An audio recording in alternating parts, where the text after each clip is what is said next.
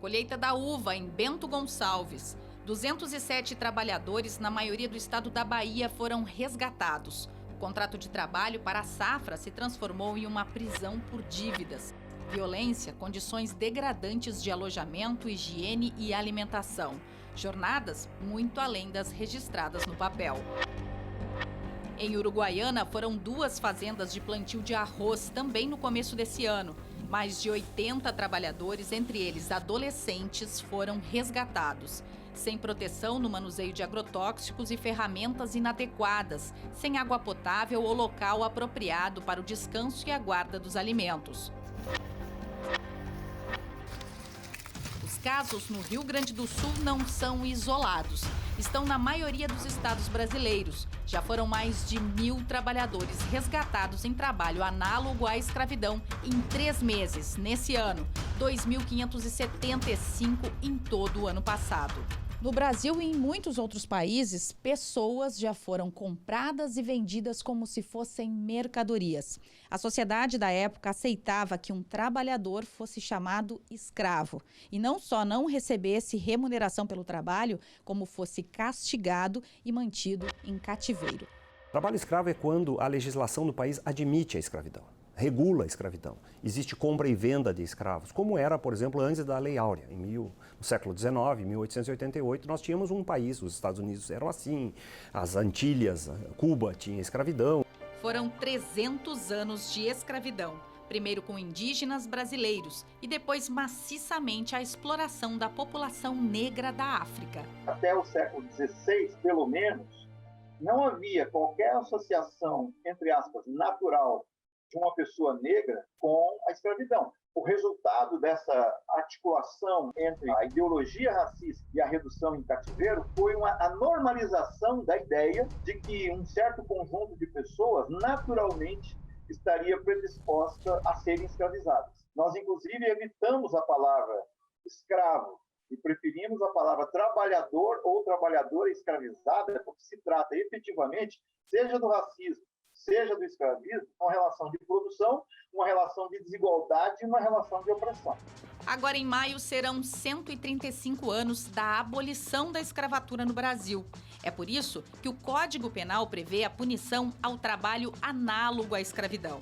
Na lei, ele é caracterizado por trabalho forçado, jornada exaustiva, condições degradantes de trabalho ou restrição da locomoção do trabalhador por causa de dívida com o empregador ou preposto. Não precisa ser todos, tem cada caso, bastante ter uma configuração dessas já é caracterizado o trabalho em condições análogas escravo.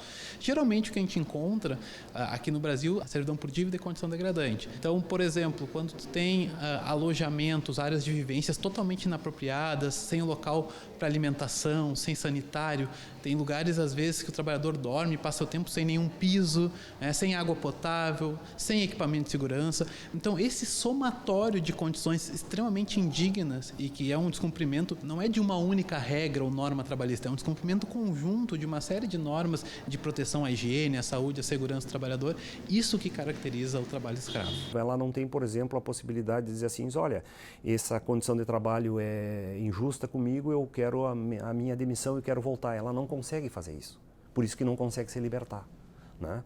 Porque está fora do seu ambiente, porque não tem dinheiro para comprar uma passagem para retornar, porque às vezes não tem nem acesso, né, ao poder público.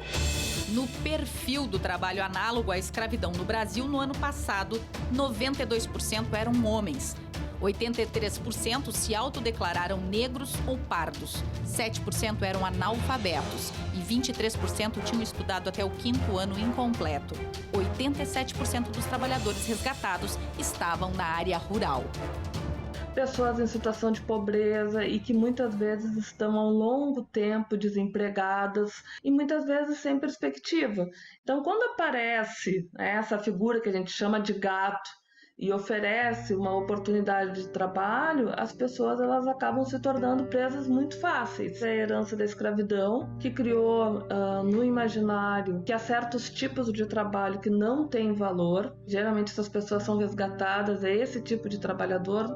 Então, trabalhador doméstico, trabalhador da construção civil, trabalhador do meio rural. Então, são profissões que historicamente passam por um processo de desconsideração e desrespeito.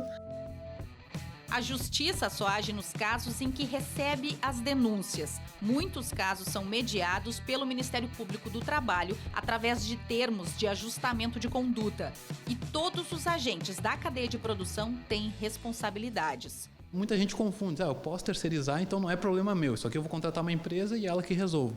Não é assim, porque desde o início, a partir do momento que uma empresa contrata outra para executar uma atividade, ela tem o dever de contratar uma empresa que seja idônea, que tenha capacidade econômica, capacidade técnica para fazer aquele serviço. A assessoria jurídica da Federação da Agricultura do Rio Grande do Sul chama a atenção para a caracterização criteriosa dos casos: trabalho análogo à escravidão ou infrações à lei trabalhista.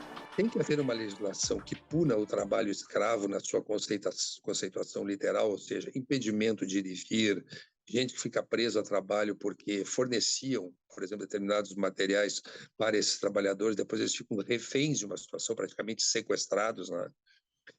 Há esses casos de escravidão no Brasil e há os casos de trabalho degradante, trabalho em condições muito ruins, jornadas exaustivas, etc., que para mim tinha que ter um tratamento legislativo diferente.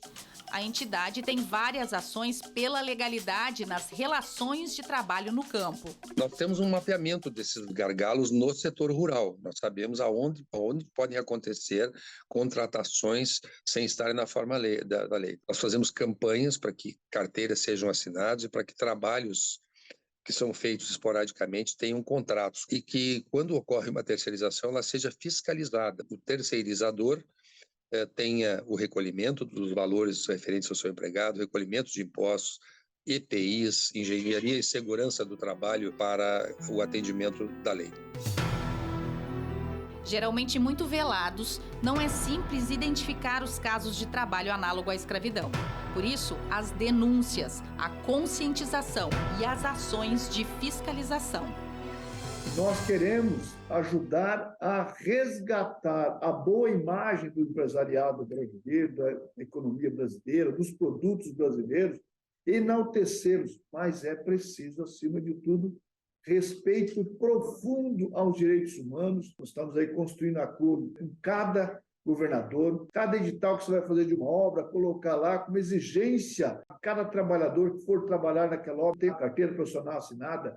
É dessa forma que nós vamos fortalecendo o papel da negociação coletiva, respeito aos sindicatos. Os sindicatos podem ser o agente de fiscalização, de oferecer transparência para a sociedade.